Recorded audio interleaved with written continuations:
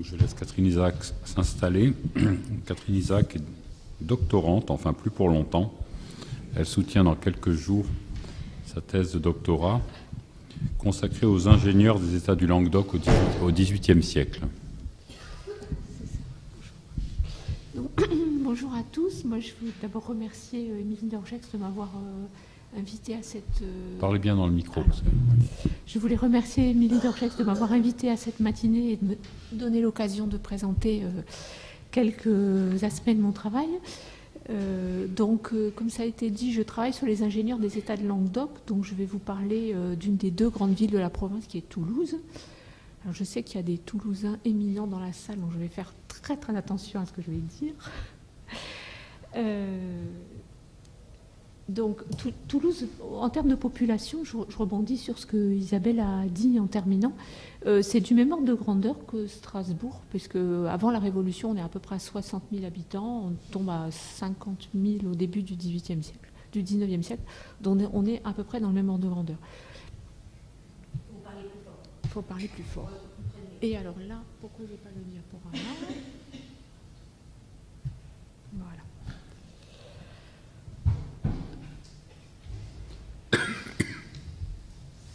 Voilà. Alors, ce qui caractérise Toulouse au tournant du XVIIIe et du XIXe siècle, c'est que finalement, il y a assez peu d'évolution dans l'urbanisme de la ville. On dispose d'une série assez longue de plans qui permettent de retracer assez facilement les évolutions. Alors, je ne les ai pas tous mis, il y en a toute une série qui est disponible sur le site des archives municipales de Toulouse. Alors, j'ai mis celui-là parce que c'est peut-être celui qui donne l'état de la ville à la fin au tout début du XVIIIe. Et ensuite, on voit que ça, c'est le plan Saget au milieu du XVIIIe. On voit que finalement, je ne sais pas si on voit la souris, on voit que le périmètre de la ville, à part ici, là, a assez peu changé.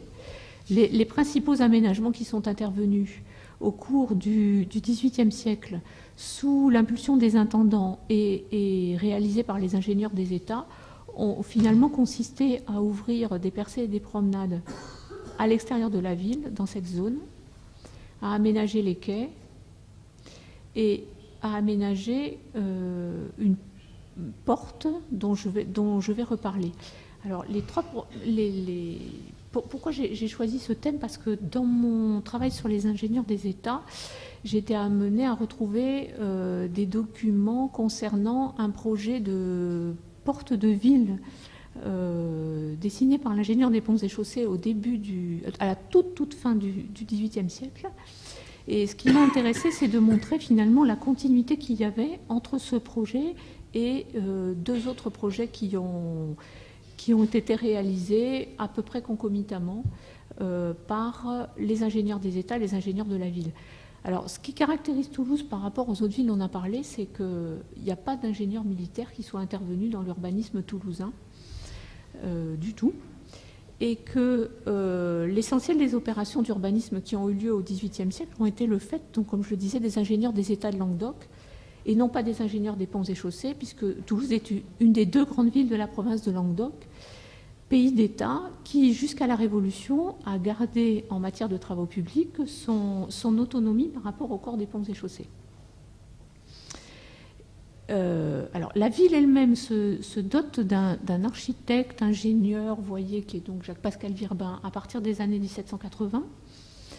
Il reste en place jusqu'à 1830, donc il franchit toute la période révolutionnaire avec une grande continuité.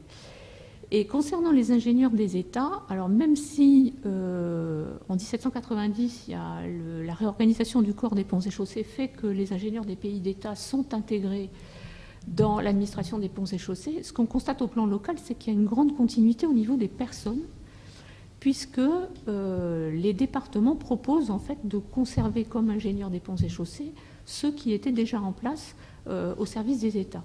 Et alors on va retrouver cette continuité finalement dans les projets architecturaux. Alors ça, c'est l'état de la ville, c'est le plan de Joseph Vitry de 1825. On voit que par rapport au précédent, il n'y a pas beaucoup de différence. Alors les trois exemples dont je vais parler, c'est le projet de place Saint-Cyprien qui se trouve ici. Alors en réalité, le plan, il est tourné et ici c'est l'ouest. Ici, ça serait plutôt la place Villeneuve, à peu près le nord, et la place Saint-Michel, qui est le projet dont je vais parler en dernier, se trouve ici, ce qui en réalité est plutôt le sud-est, sud de la ville. Alors, le projet de place Saint-Cyprien, qui a été fait partie de tout un programme d'embellissement avec les quais, la création des ports le long de la Garonne, etc., a été confié à Joseph-Marie de Saget, qui était donc un ingénieur des États et qui avait la direction des travaux de la Sénéchaussée de Toulouse. L'objectif était de relier à la ville les routes d'Auch, de Lombez et de Léguevin. Alors, on voit ici, voilà, la route d'Auch. Voilà, alors, il y a j'ai mis un détail du plan précédent. Alors, je me suis quand même posé la question de l'inspiration de ce projet, parce que, alors je ne sais pas si on le voit bien là, non. Ce projet est remarquable en ce sens que, on va le voir après avec les élévations, l'ingénieur a décidé à dessiner un système de double place, avec une place. Alors, la ligne qui est ici correspond à peu près à la ligne des remparts qui ont été détruits à cette occasion, pour cette partie-là. De part et d'autre de ces remparts, l'ingénieur a défini un système de double place, une place extérieure ici et une place intérieure. Et ce système de double place qui constituera une sorte de modèle qui sera repris donc pour les deux exemples dont je vais parler après.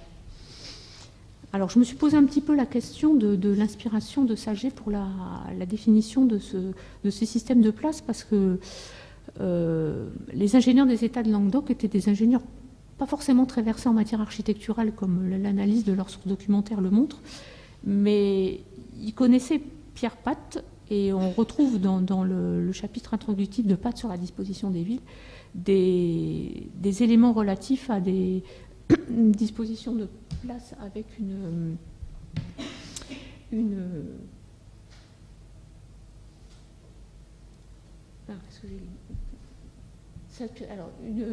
que la ville soit environnée dans son pourtour de 4 rangées d'arbres, donc on retrouve ici, et les faubourgs traversés par des routes qui aboutiraient de toutes parts à la ville, et dont les portes s'annonceront par de magnifiques arcs de triomphe, après lesquels il faudra que l'on trouve une place demi-octogone ou demi-circulaire, percée de rues qui y aboutira de tous côtés.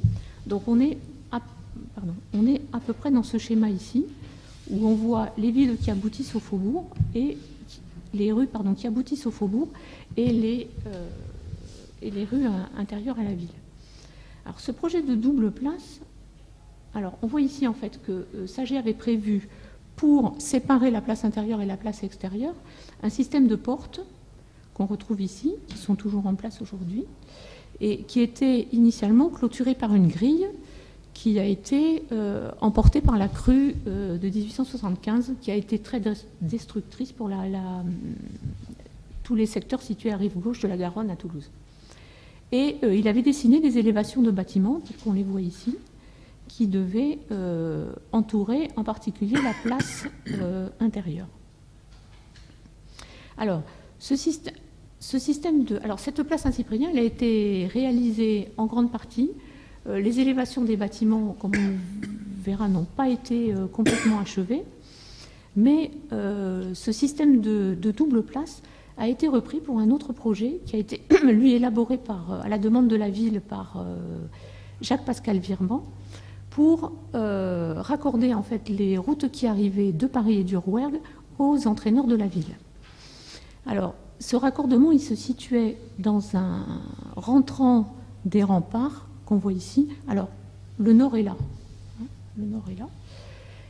Ce dessin, c'est un dessin qui a été fait non pas par Virban lui-même, mais par Pierre Lopiès, qui était donc ingénieur des ponts et chaussées, qui a repris le projet de Virban. Et les zones qu'on voit en rouge, en fait, ce sont des zones de propriété nationale qui auraient entouré la place. Alors, la réalisation de cette porte, elle s'est étalée sur presque une trentaine d'années. Et elle a subi en cours de route des adaptations qui ont tenu compte de l'évolution en fait du pourtour de la ville. Alors, au début du XIXe siècle, la partie intérieure qui comportait donc, en fait, qui correspond à cette partie-là, a été réalisée, ainsi que l'alignement des rues qui y aboutissaient. Les travaux ont été interrompus et en fait, entre-temps, avant la reprise des travaux, la ligne d'octroi qui fermait la ville a été déplacée au niveau du canal. Alors si je reviens en arrière sur les plans pour montrer un petit peu, voilà, on va me mettre sur ici. La ligne, alors la porte Villeneuve, elle est ici, et donc la ligne d'octroi qui suivait les remparts qui étaient là a été déplacée sous l'Empire au niveau du canal qui se trouve ici. Du coup, il n'y avait plus lieu de garder une porte à ce niveau-là, et la porte a été transformée en une place. Et donc, Virban a fait évoluer son projet pour supprimer en fait la coupure qui existait entre les deux moitiés et en faire une place elliptique à laquelle aboutissaient de nouvelles allées en fait qui devaient au nord rejoindre le canal, et autour de laquelle de nouvelles, qui était une zone en fait assez peu densément peuplée, et autour de laquelle de nouvelles, comment dirais-je, c'était de nouveaux quartiers se sont créés. L'ensemble du projet ayant été terminé dans les années 1830. Donc là, on voit le plan d'alignement. Voilà. Ça, c'est à peu près l'état définitif. Ça, c'est à peu près la situation actuelle du boulevard, des boulevards, et l'actuelle allée Jean Jaurès, en fait, qui rejoint le canal vers le nord. Donc là, partant d'un projet directement, en fait, inspiré par le système de double place mi-passager, là, on a un résultat assez différent, qui a abouti à une place elliptique, on va dire. La deuxième différence avec le projet de Saget, c'est que contrairement à ce qui s'est passé au niveau de la place Saint-Cyprien, les élévations ont été, les bâtiments en élévation ont été complètement réalisés, et aujourd'hui la place présente comment dirais-je, un aspect complètement homogène. Le troisième projet qui s'est inspiré du système de double place qui avait été créé par Saget, il a été proposé par Pierre Lopiès, donc dans les années 1797-1798. Alors Pierre Lopiès est un ingénieur qui est moins connu que Saget et Virban. C'était quelqu'un qui était donc inspecteur dans la Sénéchaussée de Toulouse au service des États de Languedoc, qui s'est formé sous la direction de Saget et qui a travaillé avec lui jusqu'au moment de la Révolution, et qui, lors du rattachement des ingénieurs des États au corps des ponts et chaussées, a été nommé ingénieur en chef pour le département de la Haute-Garonne. Et c'est à ce titre que l'Assemblée du département lui a demandé, donc, à la fin des années 90, de proposer un projet pour l'aménagement de la place Saint-Michel. Alors pourquoi ? Parce qu'on est à la limite de la ville, et ce projet, c'est le raccordement de la grande route de Montpellier, de la route royale et impériale 113, en fait, à la ville. Donc ce qui existait, c'était toute cette partie-là qui était les allées de l'Esplanade. Alors si je reviens à mon plan de départ,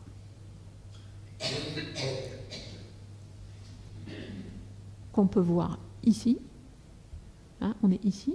Donc toute cette allée de l'Esplanade existait déjà, et le projet de porte Saint-Michel se serait situé ici, donc pour relier à la fois la route de Montpellier à la ville et le faubourg Saint-Michel, qui à la fin du XVIIIe, début du XIXe siècle était un des plus densément peuplés de la ville, à la ville. Alors on va voir que le fait qu'il était densément peuplé est sûrement une des raisons qui a fait que le projet n'a pas finalement abouti. Alors on a deux plans de Lopiès sur ce sujet. Donc il reprend un système de place extérieure et de place intérieure, séparés par un système de portes, sachant que le mur de ville passera à peu près ici. Ici, en fait, on a la Garonne. Et ici, on a l'actuel palais de justice et le palais du Parlement. Alors, on a un deuxième plan ici qui est un peu plus abouti, qui montre en fait l'emprise de son projet sur le parcellaire existant. Alors, je n'ai mis une version plus détaillée ici. Alors, ce qu'on voit, c'est que cette place, qui, si elle avait été réalisée, aurait eu une certaine ampleur, recouvre un parcellaire très dense qu'il aurait fallu détruire pour la mettre en place. Donc c'est certainement ce qui explique une des raisons qui explique que le projet n'a pas abouti et que donc aujourd'hui on n'a pas du tout de... Cette place-là n'existe pas. En fait, la rue se raccource, c'est un carrefour, il n'y a pas réellement de place. Alors, il y a plusieurs raisons qui peuvent expliquer que ce projet n'a pas abouti. C'est d'une part le fait que ça aurait nécessité donc un percement dans les remparts et les discussions sur l'opportunité ou non de la destruction ou des remparts à Toulouse a duré jusque dans les années 1830. Parce que même si il y a eu des décisions qui ont rétrocédé la propriété dans les années 1808, il ne faut pas oublier qu'il y a eu une bataille à Toulouse en 1814 sous l'Empire et que même si la ville est devenue dans les années 1820 propriétaire des remparts, il y a eu une volonté de l'État d'inciter la ville à conserver ses constructions. Ça, c'est une des premières raisons qui peut expliquer que ce projet n'est pas abouti. Une deuxième raison, c'est qu'on est à l'articulation en fait entre la ville et comment dirais-je, la traversée par les faubourgs d'une route nationale. Et on trouve dans les correspondances dans les années 1820-1840, on voit qu'il y a beaucoup de discussions pour déterminer à qui il reviendrait d'indemniser les propriétaires expropriés. La ville disant, le préfet disant mais c'est à la ville parce que c'est la ville qui s'étend, la ville disant mais non c'est pas nous parce que c'est une route royale nationale et du coup c'est pas à nous de payer. Voilà.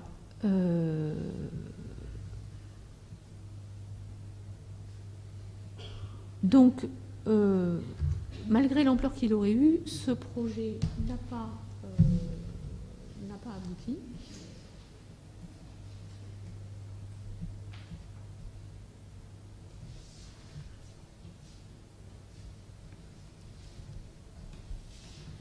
Voilà, donc en conclusion, cette petite présentation sur ces trois projets, l'objectif était quand même de montrer que malgré donc, les changements de structure qui ont pu intervenir dans l'administration, entre les ingénieurs des États et les ingénieurs des ponts et chaussées, il y a eu une grande continuité dans l'inspiration des projets et que ce qui a paralysé, c'était déjà le cas sous l'Ancien Régime, et ça a continué au début du XVIIe siècle, la réalisation de ces projets, c'est la multiplicité des acteurs intervenants et leur difficulté à s'accorder sur les décisions à prendre. Alors, juste pour les non-toulousains, j'ai mis quelques petites photos. Ça, c'est l'état de la place... ça, c'est une vue de la place Saint-Cyprien telle qu'elle est aujourd'hui. Alors, ce qu'on voit, c'est que les élévations sont toutes complètement inégales. Le projet de Saget, en fait. Le projet de Saget, il décrivait les murs de façade jusqu'à hauteur du cordon ici. Donc on voit pas bien là parce que c'est masqué par les arbres, mais il y a une rangée d'arcades qui était prévue donc, pour accueillir des boutiques. Donc on voit que la grille se serait située ici, elle a disparu. Les portes sont toujours en place. Les statues qui avaient été donc faites par Lucas aujourd'hui sont des copies, mais elles sont toujours en place. Alors, ça, c'est une vue de ce qui s'appelle aujourd'hui la place Wilson, mais qui est l'ancienne place Villeneuve. Alors, on voit tout de suite la différence par rapport à la place Saint-Cyprien, c'est que là, par contre, on a des élévations qui ont été achevées et qui sont complètement homogènes sur tout le tour de la place. Même si on retrouve un principe identique d'arcade ou d'arcade et de porte au niveau du rez-de-chaussée, on voit que la place, contrairement à celle de la place Saint-Cyprien, a été terminée.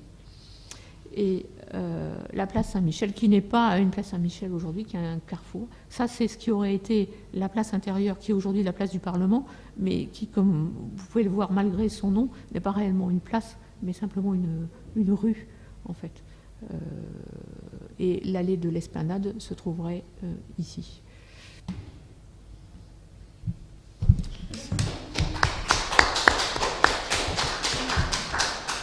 Merci beaucoup de cette présentation qui nous a fait notamment connaître un projet que moi je ne connaissais pas de l'OPIES.